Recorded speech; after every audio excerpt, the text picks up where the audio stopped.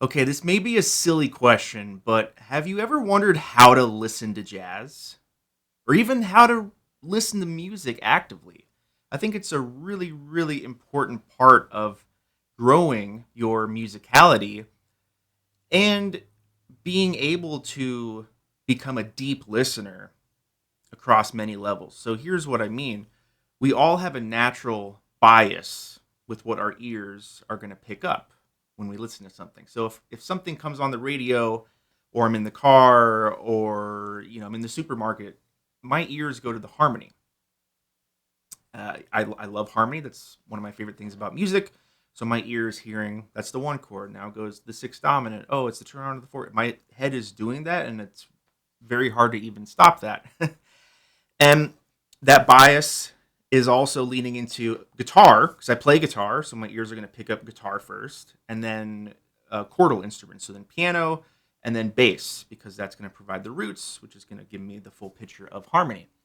So that's my natural bias, and then from there, there's kind of a ranking order depending on what the recording is. But I'll hear the drums next, and then maybe I'll hear the horns or the melody, and pretty much dead last is the lyrics. I have a very hard time actually comprehending the English language when someone's singing unless I'm really zoned in on it. And what we're going to do is teach ourselves to put our ears in those different zones and become an active listener. There's a difference between passive listening and active listening. Passive is when anytime that music is around and it's on and it's not your main goal to listen to it. So that could be me doing some work at home, doing the dishes, and I've got the TV on and there's music on there, or I've got Spotify running. Like I said, I'm in the car, I've got music going. I'm on a run, I've got music going. I'm at the supermarket, the dentist, whatever. Music is around and we're passively listening to it. And it could even be passive when you think it's not. Even when you kind of sit down and you're learning something, I think even playing your instrument along with it now means you are a little more passive. And if you're doing anything else, that's passive. So there's no multitasking when it comes to listening. And frankly, multitasking is just doing multiple things badly, in my opinion. So I like to get myopic and do one thing at a time.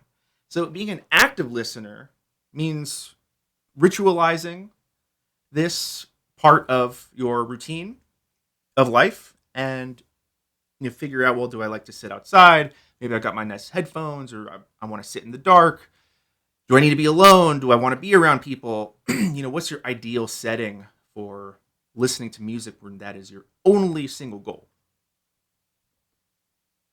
Now that's fine and good. You're in an active listening zone, but what are we actually listening for? So I want to use the incredible Miles Davis album Kind of Blue as an example, and specifically the track All Blues. I cannot tell you how many times I've listened to All Blues or this album. It it's one of those that I find something new every time in those 11 and a half minutes. And there's so much to glean, and I'm going to show you how to put your ears into this kind of music and figure out what's happening, and maybe even how to appreciate it more now that you have an understanding of what these cats are doing. So All Blues is a 12 bar blues. Let's look at the lead sheet. Not a whole heck of a lot going on here. There's the melody. Do, da, da, do, da, da, do, do, do, do, do, da, do, do, do, etc. And then there's the horn sort of counterline. Doom, doom, doom, doom, doom, doom, doom, doom. The piano also does it too. And that's basically like a riff, a rhythm section riff that the horns sometimes play. 12 bar blues, key of G, the only, well, not the only. And in fact, this lead sheet's dead wrong. I'll show you why. It's not only a blues. It's not a 12 bar blues. That's not what this is about. There's so much more happening. Let's do some listening And before I do that, you're going to want to maybe pull up something to write with, because we're going to look at this. This is my active listening template that I like to use with students. Um, this basically puts ourselves in 12 different areas. Whoops. That we could, what's happening? We could potentially put our ears into. So there's 10 boxes of sort of prompts.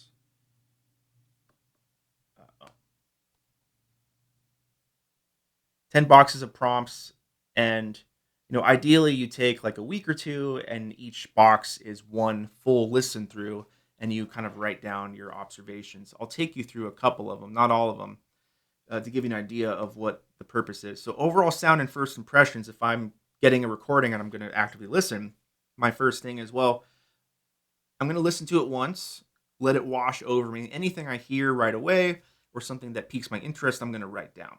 And you don't have to use, music jargon or parlance. It could be, that there's a cool squiggly line here. Like, okay, whatever. You can describe it however you need to for you to at least remember.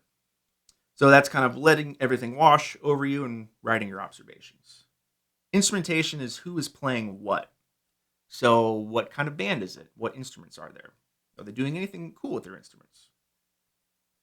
Form is incredibly important. This is pretty much this is the biggest thing that's going to turn you into a much better jazz listener as far as your awareness and appreciation of it if we recognize the form. And there's two ways to think about this. There's the form of the song, the tune. So in this case, All Blues is 12 bars. You would think that repeats over and over and over. Maybe. We have to see what happens. And okay, that's not a whole lot. So then there's the form of the recording. So is there an intro? How many times do they do the melody? What's the order of the soloists, etc. So the form of the recording is super crucial as well. Listen low, low frequencies, whatever you think that is. That could be a bass drum, toms, lower piano, the bass.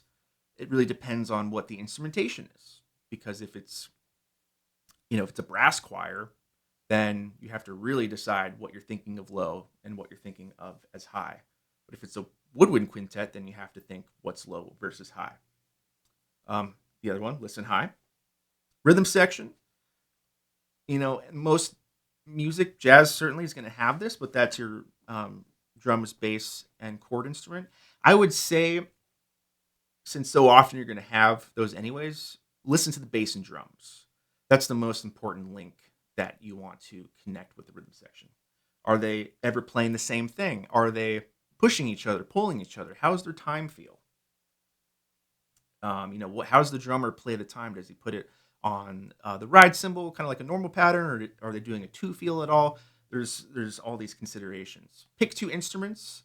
Say you pick trumpet and bass. What if you try to listen to those two different sonic areas the whole time and see if you can pick up anything that you wouldn't have noticed otherwise? Dynamics and texture changes. Anytime there's an event, someone drops out, someone comes in, dynamics get big, dynamics get soft, all of that. The contour, if you were like to graph it, what would it look like? Talk about those things. Lyrics, production, context. So are there lyrics? What's the song about? What's the purpose? What was the album? What's the time period? Is there anything of note?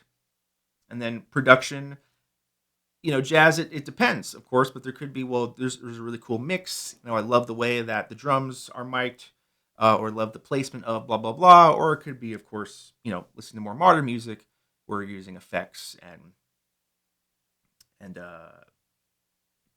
production elements. And then the last box is pretend it's the first time again. So you wipe the slate clean. Again, you're taking days to do this, so your ears don't get fatigued, and then you let it wash over you and write your observations. So we're going to do part of this. I'm going to hone in on instrumentation and form, I think. We'll see. Though actually, I'll probably do form and rhythm section, because that's actually huge. We can lock in with the rhythm section, then we can really glean a lot. So let's do it. Here's all blues. Before we move on, I want to make sure that you also check out this other active listening sheet. And again, I say up here that I adapted this from Luke Gillespie, who teaches, I still think he teaches at IU, Indiana University in Bloomington, Indiana, jazz piano professor. But anyways, this is specifically how to listen to jazz, and a lot of it is about the rhythm section, and that's what we're gonna uncover here with Kind of Blue, because there's so much happening with very few ingredients. So you want to think about, how are the drums keeping time?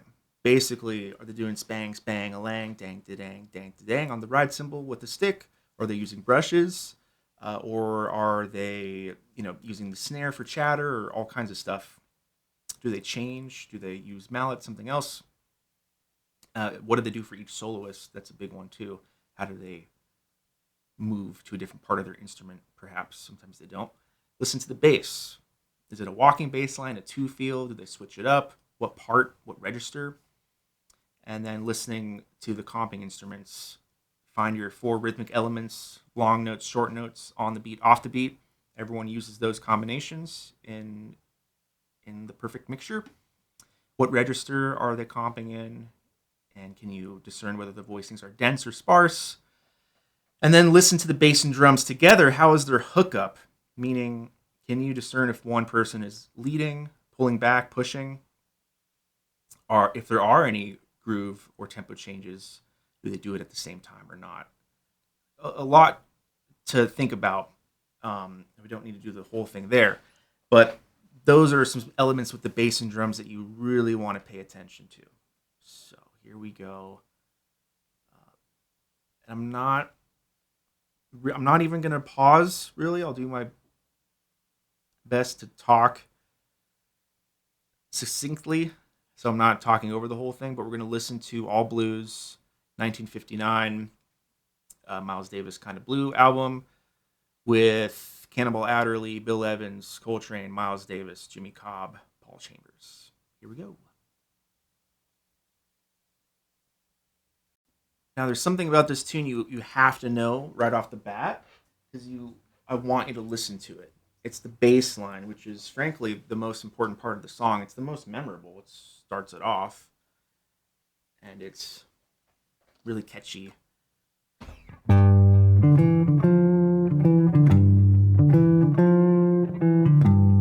Notice how Jimmy Cobb does, or Paul Chambers doesn't change the bass line when it gets to the four chord. So typically, you would think of whatever bass line you have in a blues, you're going to kind of move it up a fourth to hit the fourth chord. So like, you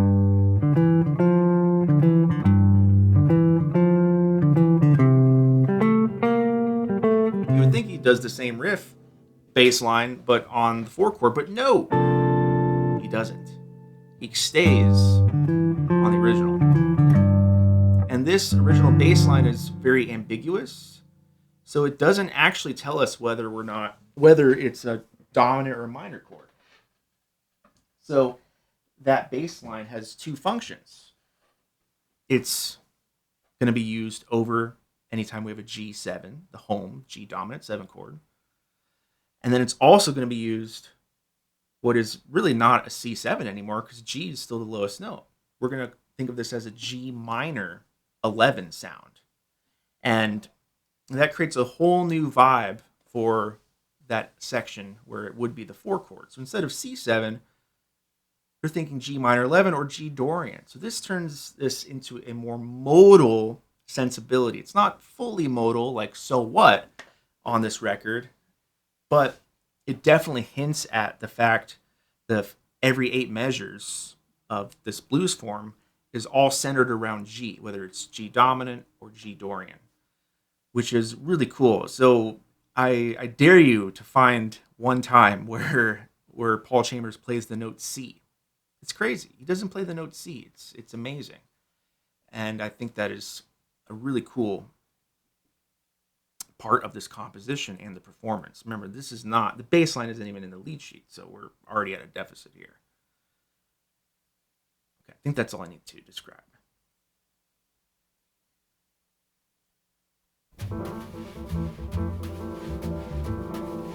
This is our intro.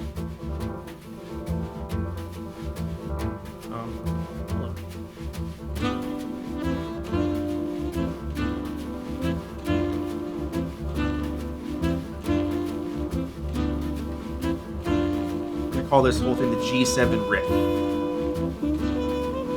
The drums are on brushes. Got the bass line. And we're in the melody. Horns are doing the riff.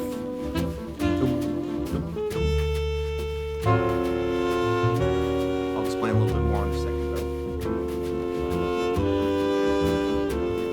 Bill's doing this sprinkly. Check this out. This tune doesn't repeat. You would think it goes right back to the head, but no, there's 4 measures of interlude.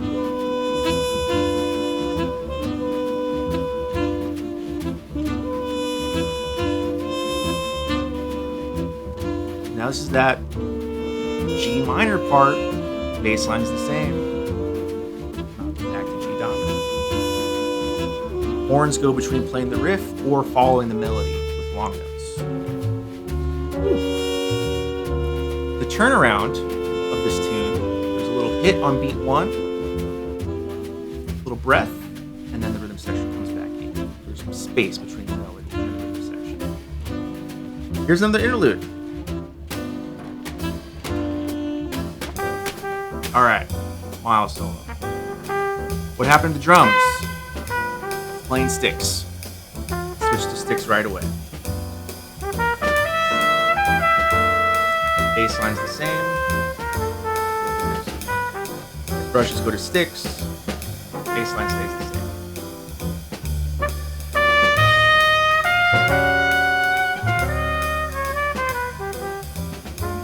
same. Listen to the snare comping, the snare drum.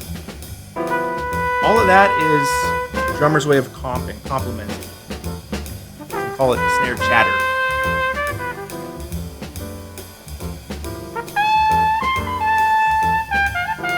Bill is pretty much using the same motif, that riff that the horns were playing, as his comping patterns.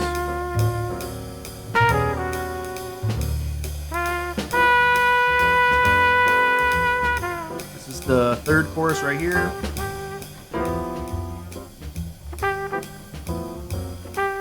Miles takes his time, dramatic with space, repetition.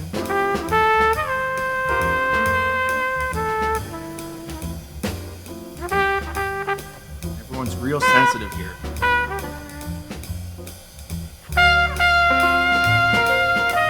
Nice arpeggiations with Bill. Fourth chorus. Watch. Ooh.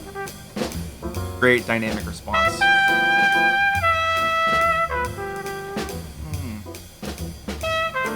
Still the same bass line.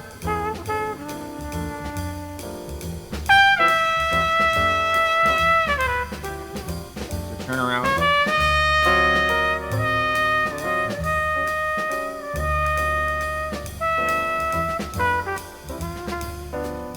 Four choruses. Now what happens here? We go right to another soloist? Well, doesn't sound like it. There's another interlude. This is built in. Always a breath between soloists. Now we got Cannonball. I want to think, did anything change in the rhythm section? Not really. But Cannonball brings this edge, blues and bebop lines, so everything's lifted in a new way. Much more snare chatter.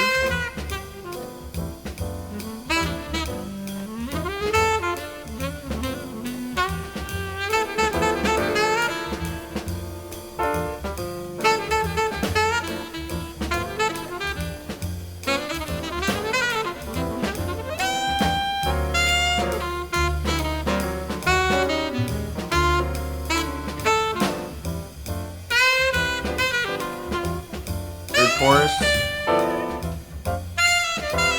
Again, Bill really using that riff, but opening up with different types of voicings.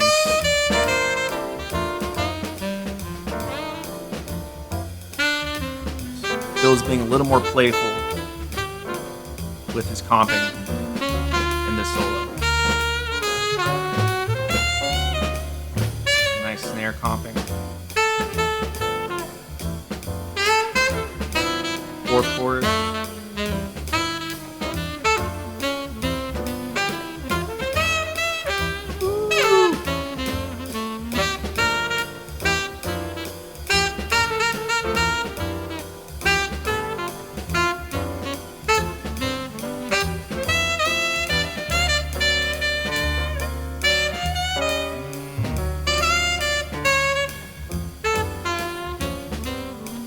So that's Cannonball's 4 choruses.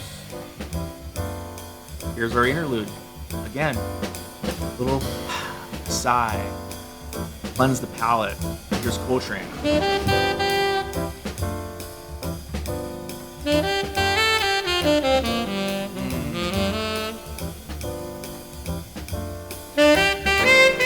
Rhythm sections changed at all? You always want to hear Jimmy playing a different cymbal? Was there a new bass line? No, nothing's changed.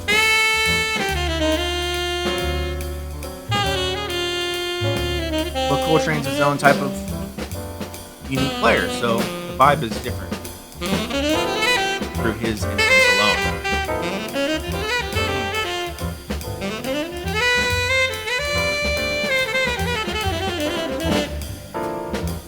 Where Cannonball leans into the blues and bebop, Coltrane is leaning into sheets of sound, rapid fire lines,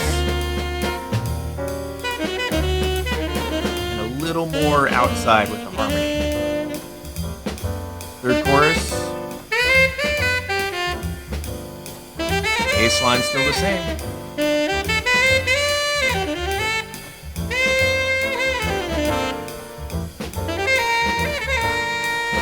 Bill's very often in the middle register. Sometimes he goes higher. Not too high. Whew.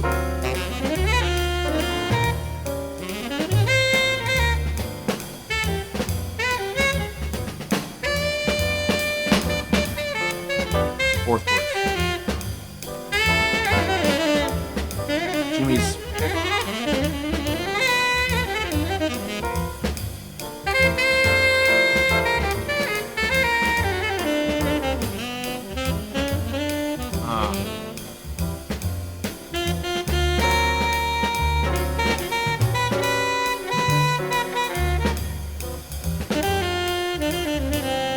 four choruses.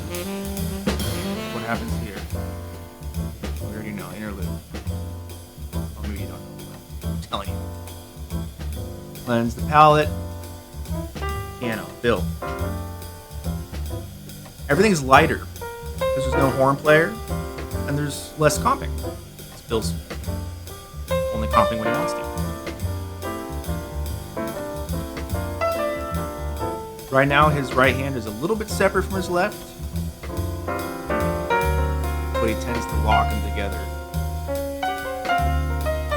playing very harmonically and open and wide over the time. Now listen to, we don't have snare chatter, we have a cross stick. So he's using the stick and hitting the rim to get a different type of comping. You want to note that. Time's still on the ride. There's a cross stick on piano solo.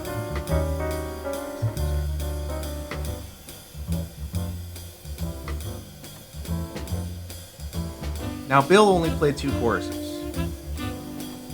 And we're back to pretty much the intro exactly as far as what they're playing. But it's the end. Here's the head. With horn riff.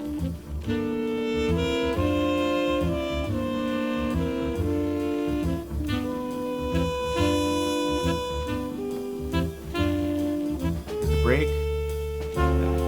Very subtle. But that one measure of rest, playing beat one and waiting until the next downbeat is really nice. Built-in interlude.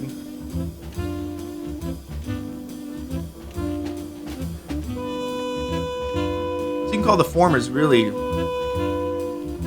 12 bar blues interlude, 12 bar blues interlude. That's really what the song is.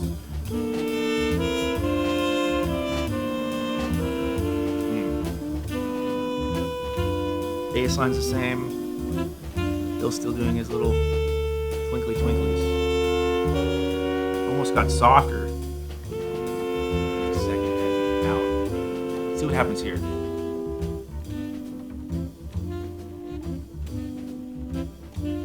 So horns are doing the riff.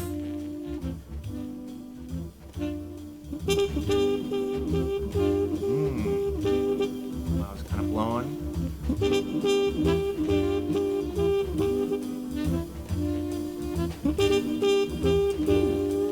They're playing the changes. They might be doing a chorus. Let's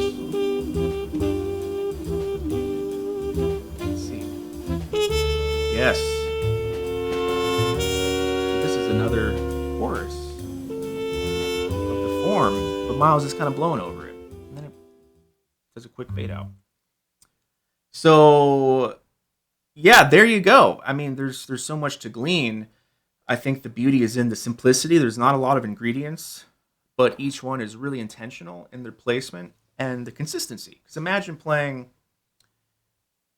that bass line for 11 and a half minutes straight. I mean, there's a real maturity there to be able to do that, and that's why you get these kinds of gigs, or that's why you get to keep these kinds of gigs, by establishing amazing time over and over again, no matter how simple you think the part is.